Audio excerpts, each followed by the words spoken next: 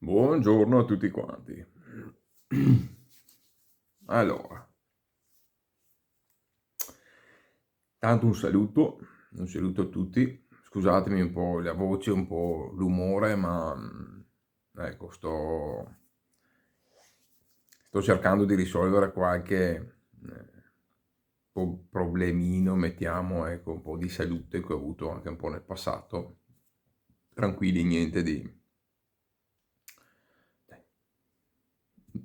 di grave, nel senso che adesso è una cosa che si sta risolvendo, quindi va bene così, ecco, ma niente di... Insomma, ecco, non sono cose tipo tumori o cose del genere che uno può pensare, ecco, poverino, cose del genere. A volte certi errori che si fanno sul passato magari li si paga anche nel futuro. Bene, al di là di questa piccola premessa,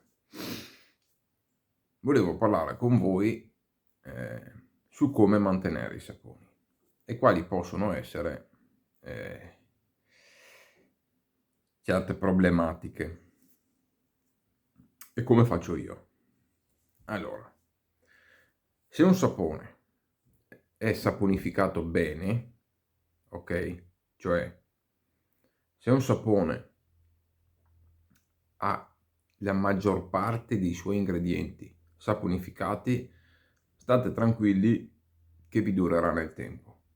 Avrà meno problemi di sbalzi di temperatura, quindi anche se d'estate va su un po' di temperatura non succede niente, se d'inverno va un po' giù non succede niente. Dove sta il problema? Il problema è quando ci sono tanti oli, soprattutto gli oli, che non sono saponificati. Coi burri già molto meno, perché il burro al massimo si solidifica un po' il sapone o si ammorbidisce un po'. Invece l'olio, se non è saponificato, cosa può succedere? Che si ingruma, quindi o si accappa, quindi diventano tipo palline che ti grattano anche in viso dopo, e quelle là non le sciogli più, quindi dopo ve le ritrovate in viso. O se no può succedere addirittura, come capita con certe purtroppo produzioni, eh, si è lamentato anche qualche produttore sul video dando la colpa al corriere. A me sinceramente queste robe qua fanno veramente ridere, perché la colpa non è di chi trasporta, ma la colpa è di chi produce un sapone che purtroppo non è saponificato completamente come si deve. Questo è le mie idee, magari mi sbaglio, io non sono un chimico. Parlo per quello che vedo fino ad oggi, vedo la differenza tra un certo tipo di saponificazione e un'altra e anche quello che mi succede a casa, ok? Quindi non voglio giudicare per partito preso, magari mi sbaglio, dico quello che penso. Quindi i saponi che io ho veramente ben saponificati non hanno nessun problema. Altri che non sono, probabilmente, dico io, che hanno tanti oli dentro e non sono saponificati bene, possono succedere queste cose qua. Quindi o si ingrumano, fanno sti pallini qua che sono tremendi dopo da sentire in viso, il sapone è difficile da usare, o se no un'altra cosa che può succedere è che si separi il sapone dall'olio. Quindi trovi il sapone da una parte e tutta la brodaglia oliosa da un'altra. A volte mischi tutto, fai una pappetta, in qualche modo lo usi lo stesso, e a volte invece fa veramente schifo anche da vedere. Però quello che dico io, se vi succede una cosa del genere, non fatevi fregare, non andate a ricomprare una roba del genere, cioè almeno io, non fatelo voi, fate quello che volete, potete ricomprarne 100 volte. Io non vado a ricomprare un prodotto che si comporta in quella maniera lì, vuol dire che non è fatto bene. Cioè, quando io compro un prodotto, lo compro perché abbia una certa stabilità. E non è che quando porto a casa un prodotto così devo stare attento che non prenda un grado in più, in meno. Cioè, ragazzi miei, è un sapone. Solo che qual è il problema? Secondo il mio punto di vista, che a volte è facile prendere delle scorciatoie, no? Allora, se tu saponifichi tutto, è difficile mantenere delle prestazioni alte. Perché? Bruci oli, bruci i burri nel processo chimico, quindi dopo in viso non hai resa, butti dentro cose buone e non te le ritrovi.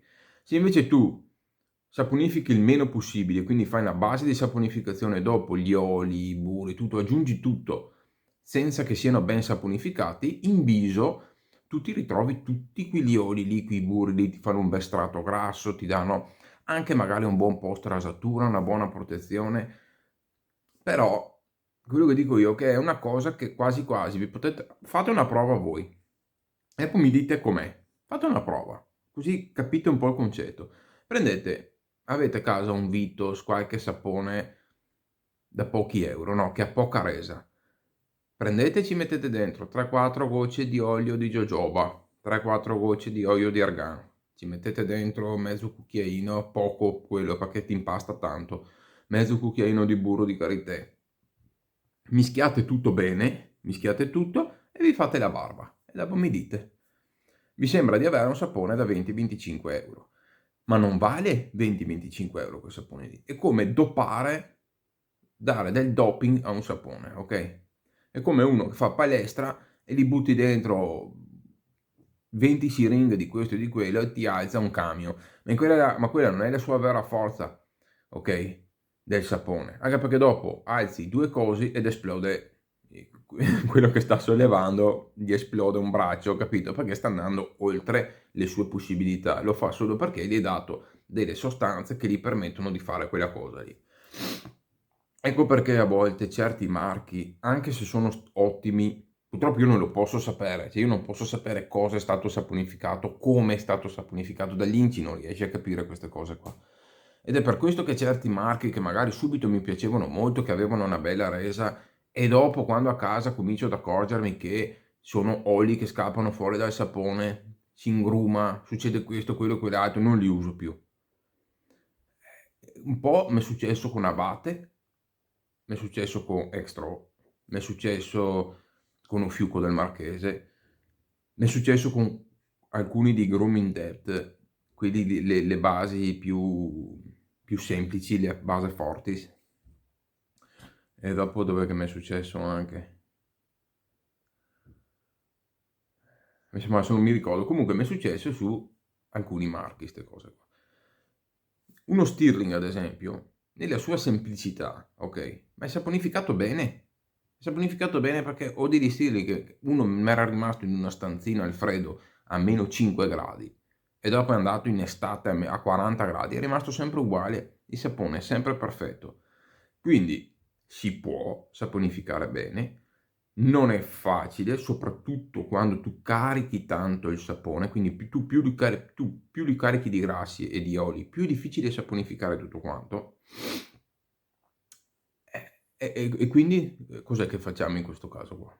Allora, o ce ne freghiamo, ok? Quindi io compro quello che voglio, tanto basta che funzioni sul mio viso e finita là. E allora dovete stare attenti. Dovete stare attenti a non farli prendere caldo, non farli prendere freddo. Io per sicurezza, anche perché mi dispiace che mi si rovinino le cose, come avete visto, spero di riuscire a montarlo nel video, se no ve lo spiego, ho un cassettino, uno stip in cucina, verso il basso, perché se lo mettete male in alto, che prende il calore quando è estate, così fa lo stesso effetto, lo metto verso il basso, comunque in cucina c'è una temperatura abbastanza accettabile sempre, che non va mai sotto lo zero, non va mai troppo in alto, e li tengo lì. Ecco, quindi è vero che io magari cerco di selezionare i saponi e i set in base alle profumazioni che mi piacciono, in base alle prestazioni che hanno, ma non solo. Cioè nel tempo cerco anche di capire quali marchi comunque lavorano anche bene, cioè che cercano di saponificare il più possibile, perché purtroppo dopo queste cose che lasciano fuori dalla saponificazione tu te le ritrovi in viso e quindi loro danno forza al sapone.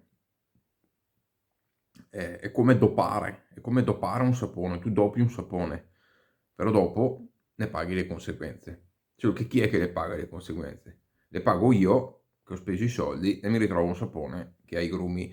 Ecco, mi è successo anche con Garibaldi di Abate, purtroppo. Profumazione speciale, sapone che sul mio viso funziona una bomba, però ad esempio quello mi ha fatto tutti i grumi, che mi scartavetravo il vetro, perché si vede che l'olio che c'è dentro è andato a una temperatura dove si è coagulato. Per me una cosa così non è accettabile. Perché non è accettabile? Perché se tu mi parli di cosmetico, un cosmetico deve durare nel tempo. Deve essere stabile e non deve aver paura di 10 gradi. Se io posso capire se l'ho messo in frigo o se lo lascio fuori al sole, lì ok, dico ok, è colpa mia, ho sbagliato io. Ma se a me mi arriva il sapone perfetto, lo tengo comunque a una temperatura che non va mai sotto i 10 gradi, non va mai sopra i 30. Lì no, no, no. Cioè, cos'è che mi dici? Cos'è che mi dici? Ecco. Ecco, basta. Ci tenevo a dirvi questa cosa qua. Ecco, anche come faccio io ad usare i saponi. Allora, se son creme non ci son tante storie, o ne prendo un dito e lo metto nella ciotola e carico il ciuffo così, e dopo faccio tutto il montaggio in viso, ma dove posso io preferisco, allora, se son duri, duri i saponi, okay, fateli a mollo, ci mettete 1, 2, 3 dita di acqua calda, che si ammorbidisca, butto via l'acqua, carico il ciuffo e dopo mi faccio il montaggio in viso. Se son quelle consistenze che prendendone un dito fai fatica, però se fai l'ammollo diventa una pappetta e si rovina il sapone, in quel caso lì mettete solo 2-3 goccine d'acqua così giusto per ammorbidire appena appena sopra e dopo col pennello bello strizzato, sempre io col pennello strizzato, carico piano piano la superficie e dopo mi faccio il montaggio in viso. E, e dopo per risciacquare mettete sotto acqua fredda, non mi piace perché anche lì gli dai uno sbalzo termico. Calda è sbagliato anche quello, tiepida, un'acqua tiepida che non scotti, che non sia né fredda né calda, tiepida, passate anche col dito così sopra, sciacquate il sapone, lo lasciate, io gli do dei colpi così al sapone che va via l'acqua in più, lo metto sotto sopra 15 minuti e basta. Anche se resta un velo appena appena umido, il sapone dopo se la beve, ok? Quella leggera umidità, no bagnato, umidità, se la beve il sapone. E quindi il sapone rimane sempre vivo, ok? Rimane idratato, perché comunque c'è una parte di acqua dentro, non è il Martin de Candra che è secco e quindi quello va bene asciugarlo bene. C'è sempre una parte di umidità, quindi se voi prendete solo quel cucchiaino, ok? Nel tempo quel sapone lì diventa un sapone duro. Per carità potrebbe anche migliorare, nel senso che però cambia anche le sue caratteristiche, quindi io faccio così, sono anni che faccio così e mi trovo bene. Dopo ognuno fa come, insomma, come si trova meglio. Anche perché tante volte io spiego una cosa e dopo magari vedo come fa un altro e dico ma cavolo, ma sto spiegato così e così. Ecco, magari ci lasciano dentro tutta la schiuma, non lo sciacquano bene, o al posto di mettere 3 gocce ne mettono mezzo litro, cioè nel senso anche lì è difficile, io cerco di spiegarvi, però dopo uno deve avere anche il buon senso di dire ok, ho un prodotto, cerco di mantenerlo nel miglior modo possibile. Ecco, tutto qua. Bene dai ragazzi, vi saluto e ci vediamo ad un altro video. Bye bye!